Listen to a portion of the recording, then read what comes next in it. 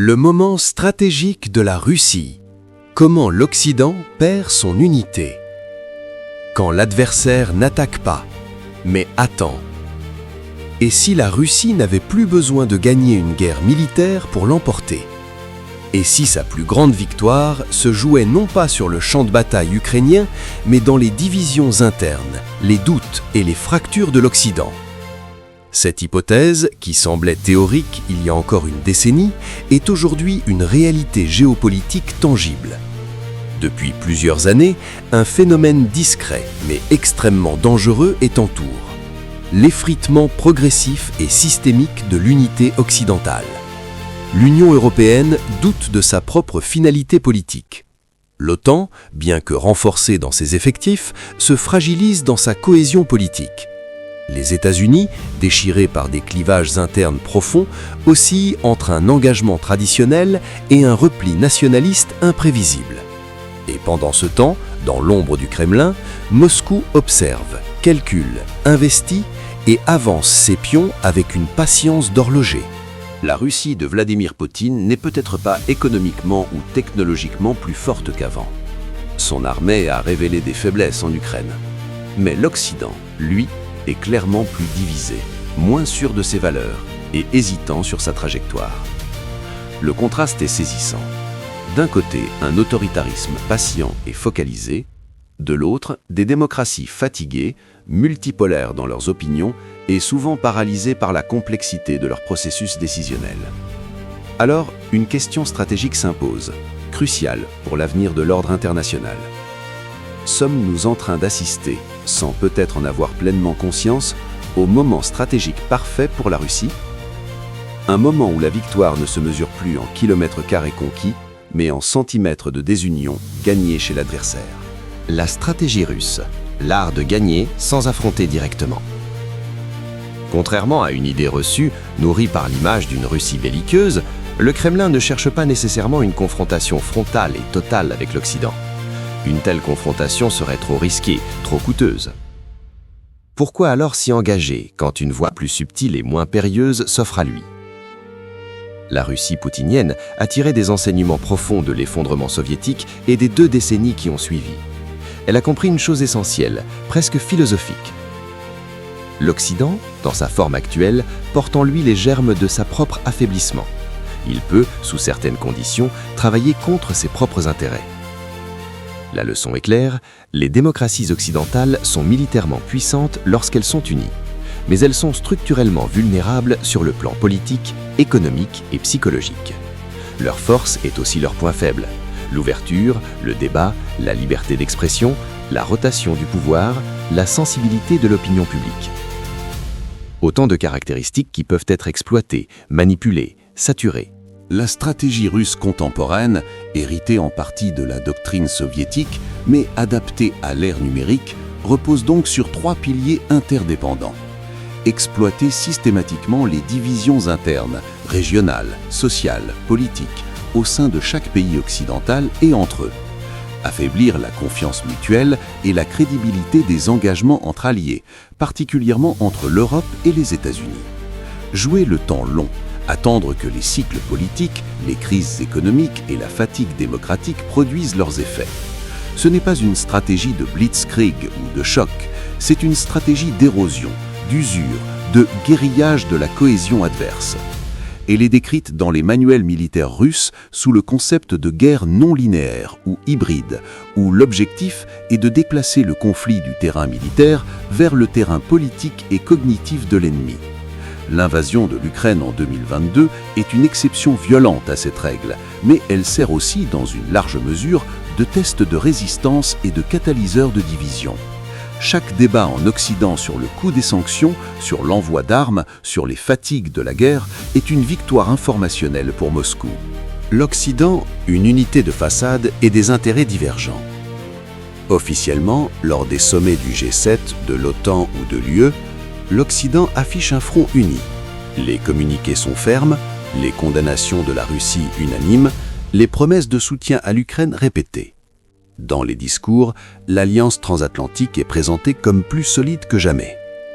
Dans la réalité des coulisses et des politiques nationales, c'est une autre histoire, plus complexe et plus inquiétante. Les États-Unis, l'Europe et leurs alliés ne partagent plus une vision parfaitement alignée du monde et de leurs priorités. Ces divergences ne sont pas nouvelles, mais elles s'accentuent et se structurent. Priorités économiques et commerciales divergentes. La relation transatlantique a été secouée par les guerres commerciales de l'ère Trump, les différends sur les subventions, IRA américain versus politique industrielle européenne, et la concurrence pour les investissements et les technologies critiques. L'Europe craint un découplage partiel économique et une forme de protectionnisme américain. Dépendance énergétique conflictuelle. Si l'Europe a réalisé un tour de force en réduisant sa dépendance au gaz russe, les tensions persistent. Les États-Unis, devenus exportateurs, voient le marché européen comme une opportunité commerciale, parfois au détriment de la compétitivité industrielle européenne. Les pays européens ne sont pas tous alignés sur le mix énergétique, nucléaire, renouvelable, ce qui crée des lignes de fractures internes. Désaccords stratégiques géographiques. Le pivot américain vers l'Indo-Pacifique et la rivalité avec la Chine sont perçus à Bruxelles et dans certaines capitales européennes comme une distraction, voire un risque d'abandon du flanc européen. L'Europe, quant à elle, reste principalement focalisée sur son voisinage oriental et méridional, créant un déséquilibre dans l'attention stratégique. Les décisions américaines unilatérales, qu'il s'agisse du retrait d'Afghanistan, de l'AUKUS, excluant la France, ou des déclarations ambiguës sur l'article 5 de l'OTAN, ont accentué ce malaise profond. Les alliés européens se demandent désormais, non plus dans les couloirs, mais ouvertement, une question simple, mais stratégiquement dévastatrice. Peut-on encore compter sur la parole de Washington à moyen et long terme ? Ce doute, cette érosion de la confiance absolue, est en soi une arme géopolitique redoutable que la Russie n'a pas eu à forger, mais simplement à observer et à encourager. L'OTAN, une alliance militairement renforcée, mais politiquement sous tension. L'OTAN reste sans conteste la plus puissante alliance militaire de l'histoire. Son budget, ses capacités, son intégration commandement sont sans équivalent. L'invasion de l'Ukraine a même provoqué un sursaut. La Finlande et la Suède ont rejoint l'alliance, les dépenses de défense européennes augmentent. Pourtant, cette force apparente masque une fragilité politique grandissante. L'OTAN ne repose pas seulement sur des traités et des divisions blindées. Elle repose sur un principe intangible et psychologique, la confiance absolue dans l'engagement mutuel, symbolisé par l'article 5. Or, cette confiance est fissurée. Elle est mise à l'épreuve à chaque élection dans un pays membre qui pourrait porter au pouvoir un leader sceptique ou ouvertement hostile à l'alliance. Elle est ébranlée lorsque d'anciens présidents américains parlent de retrait conditionnel ou présentent l'OTAN comme un fardeau obsolète. La dissuasion collective, cœur de la doctrine de l'OTAN, est un concept psychologique avant d'être militaire. Elle fonctionne si l'adversaire est convaincu qu'une attaque contre un membre déclenchera une réponse unie, automatique et écrasante. Lorsque des doutes planent sur la solidité de cet engagement, notamment celui des États-Unis, la crédibilité de la dissuasion s'effrite. Et dans une alliance militaire, la crédibilité est tout. Une alliance dont la crédibilité est questionnée est une alliance qui invite au test de limites, aux provocations calculées. La Russie le sait et le travaille par tous les moyens. Chaque déclaration politique ambiguë dans un pays membre, chaque désaccord public sur les objectifs à long terme en Ukraine, chaque menace de retrait ou de réduction de l'effort est analysée, amplifiée par la propagande russe et exploitée pour semer le doute chez les autres. L'objectif ultime du Kremlin n'est pas de faire tomber l'OTAN demain par un coup de force, mission impossible. L'objectif est de la rendre hésitante, lente à se décider et divisée dans l'action le jour où une crise majeure surviendra, par exemple dans les pays baltes. L'Europe face à ses propres contradictions, le désir d'autonomie contre la réalité des dépendances. L'Union européenne, depuis des années, parle d'autonomie stratégique et de souveraineté européenne. Ces concepts sont devenus des mantras à Bruxelles. Ils répondent à une aspiration légitime, ne pas être un simple suiveur de Washington, pouvoir défendre ses intérêts propres et assurer sa sécurité. Pourtant, entre l'ambition et la réalité, le fossé reste immense, et cette contradiction est au centre de la vulnérabilité européenne. L'Europe proclame son autonomie, mais elle dépend toujours structurellement du parapluie militaire et nucléaire américain via l'OTAN, malgré des progrès timidement engagés avec la coopération structurée permanente, PESCO, de l'appareil de renseignement américain, particulièrement pour les menaces hors de son territoire immédiat, de technologies critiques, numériques, spatiales, semi-conducteurs, aussi souvent contrôlées par des firmes américaines ou asiatiques, de marchés énergie diversifiés mais instables, ayant perdu la source russe bon marché sans avoir encore pleinement sécurisé ses alternatives à long terme. Cette contradiction se manifeste dans des politiques étrangères fragmentées et souvent incohérentes. D'un côté, des pays comme la Pologne et les États baltes, à l'avant-garde de la menace, poussent pour un durcissement maximal et un soutien inconditionnel à l'Ukraine. De l'autre, des pays comme la Hongrie de Viktor Orban jouent les fauteurs de troubles, bloquant ou retardant les décisions communes par intérêt économique ou par clientélisme politique vis-à-vis de Moscou. Entre les deux, des puissances comme la France et l'Allemagne ont des visions parfois divergentes sur les finalités, fédéralisme versus concertation intergouvernementale, et les moyens.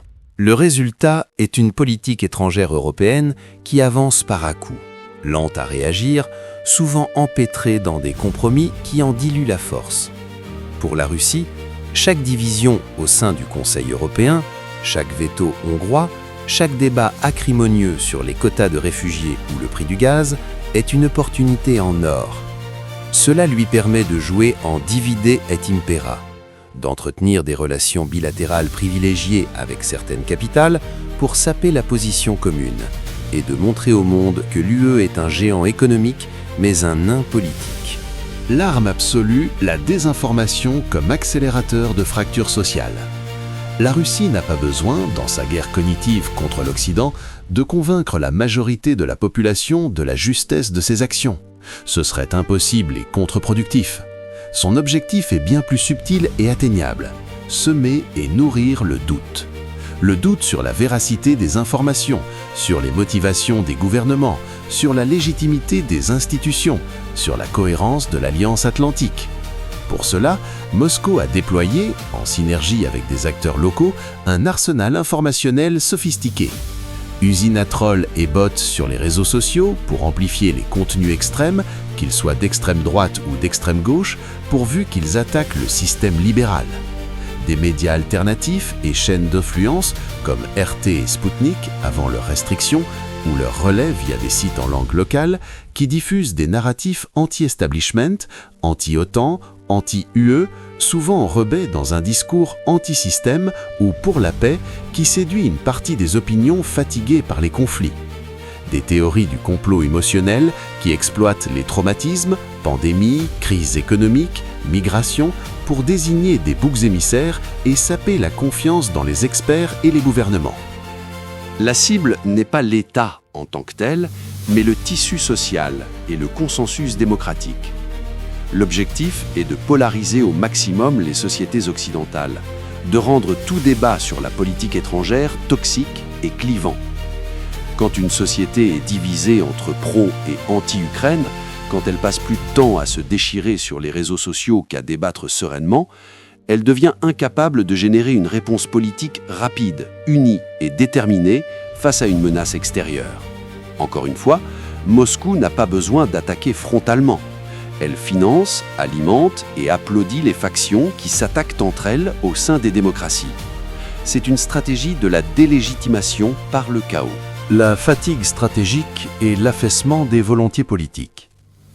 Après 30 ans d'hyperpuissance et d'interventions extérieures, Balkans, Afghanistan, Irak, Libye, après la crise financière de 2008, la crise des migrants de 2015, la pandémie de Covid-19 et maintenant la guerre en Ukraine et l'inflation, l'Occident est stratégiquement fatigué.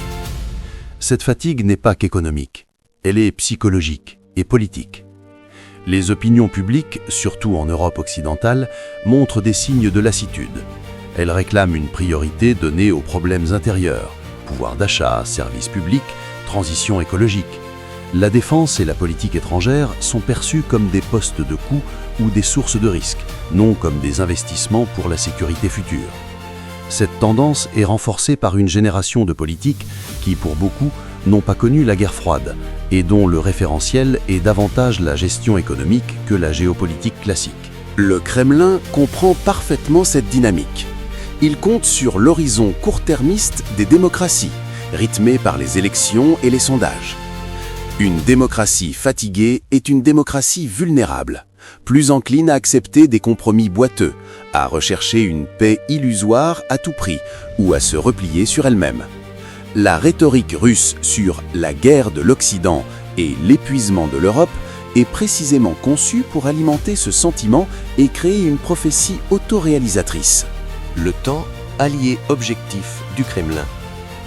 Contrairement aux démocraties soumises aux cycles électoraux et aux changements d'opinion, le régime russe, dans sa forme autoritaire actuelle, joue le temps long. Il n'est pas pressé. Sa stratégie est celle d'un joueur d'échecs qui, sachant qu'il ne peut mater son adversaire rapidement, s'emploie à capturer ses pions un à un, à user sa concentration, à provoquer des erreurs. Le Kremlin sait, par expérience historique et observation, que les élections changent les priorités et les hommes. Un allié ferme aujourd'hui peut être remplacé demain par un isolationniste ou un sympathisant. Les alliances évoluent. Les intérêts nationaux finissent souvent par reprendre le dessus sur la solidarité en période de crise économique prolongée. Les sociétés se lassent. La tension médiatique et l'indignation morale ont une durée de vie limitée face à la persistance d'un conflit. Chaque année qui passe sans que l'Occident ne présente un front parfaitement uni, sans qu'il ne résolve ses contradictions internes sur l'énergie, la défense ou la Chine, renforce la position stratégique de Moscou. Ce n'est pas une victoire spectaculaire, médiatique, avec un traité signé sous les flashs. C'est une victoire silencieuse, progressive, presque imperceptible au jour le jour, mais décisive à l'échelle d'une décennie. C'est la victoire de celui qui garde le cap quand l'autre dérive. Le risque majeur, le mauvais calcul et l'escalade involontaire. Le plus grand danger qui découle de cette fragmentation occidentale n'est peut-être pas une attaque directe et préméditée de la Russie contre un pays de l'OTAN. Ce risque existe, mais il reste contenu par l'équilibre de la terreur nucléaire. Le risque majeur, plus insidieux, est celui du mauvais calcul, de l'erreur d'interprétation stratégique. Si Moscou, à force d'observer les divisions occidentales, les retards dans les livraisons d'armes, les débats publics houleux, en vient à penser que l'Occident est trop faible, trop divisé ou trop lâche pour réagir fermement à une provocation limitée, le seuil de prise de risque augmente. Le Kremlin pourrait alors être tenté de tester la solidité de l'article 5 par une action ambiguë, cyberattaque majeure, incident frontalier, coercition contre un pays non OTAN mais proche comme la Moldavie ou la Géorgie, en pensant que la réponse sera molle et désunie. L'histoire est pleine de ces catastrophes nées d'un malentendu stratégique, où un camp a sous-estimé la détermination de l'autre. L'unité occidentale n'est donc pas seulement une question de principe ou de symbole, c'est avant tout un signal stratégique clair et constant envoyé à l'adversaire. Un signal qui dit « quelle que soit notre diversité interne, notre réponse à une agression sera automatique, unie et écrasante ». Aujourd'hui, ce signal est brouillé par le bruit des dissensions internes. Et un signal brouillé est une invitation à la tragédie. Une guerre de l'usure qui ne dit pas son nom. La Russie, sur le terrain en Ukraine, n'a peut-être pas gagné la guerre militaire qu'elle avançait. Elle subit des pertes colossales et un isolement diplomatique partiel. Mais sur le théâtre géopolitique global, elle est en train de remporter une victoire profonde et peut-être durable. L'Occident est en train de perdre, ou du moins d'éroder gravement, son capital le plus précieux face aux autocraties, sa cohésion politique et sa confiance mutuelle. Sans cette cohésion, aucune alliance, aussi bien équipée soit-elle, ne peut tenir sur le long terme. Elle devient une coquille vide, un géant aux pieds d'argile. Le moment stratégique de la Russie ne repose donc pas fondamentalement sur une supériorité militaire ou économique nouvelle, mais sur la perception et l'exploitation de notre faiblesse politique et psychologique collective. La question décisive pour les années à venir n'est donc plus « la Russie est-elle plus forte que l'Occident ?» La réponse militaire et économique est encore clairement non. La question est devenue « l'Occident est-il encore capable, dans sa diversité et sa liberté, de penser et d'agir comme un bloc stratégiquement uni face à une menace qui joue la partition de la division ?» Car dans le monde brutal et compétitif qui se dessine, où les autocraties misent sur la durée et la fragmentation de leurs adversaires, l'indécision démocratique, la paralysie par le débat et le repli nationaliste sont parfois des armes plus destructrices pour nous-mêmes que les missiles de l'adversaire. La bataille pour l'unité occidentale n'est pas un débat d'idées abstraits. C'est le champ de bataille principal où se joue silencieusement l'avenir de notre sécurité et de nos valeurs. Et cet enjeu nous concerne tous, directement. C'est pourquoi votre analyse compte. Dans les commentaires, dites-nous, selon vous, quelle est la faille la plus dangereuse que la Russie exploite aujourd'hui en Occident? Le manque de leadership américain clair? Les divisions au sein de l'Europe? La fatigue des opinions publiques? Partagez votre diagnostic stratégique. Pensez-vous que l'unité puisse être reconstruite? Et si oui, comment? N'oubliez pas de vous abonner à la chaîne Aujourd'hui dans le monde militaire et d'activer la cloche pour ne manquer aucune de nos analyses géopolitiques. La compréhension des rapports de force est la première étape pour y faire face. À très bientôt.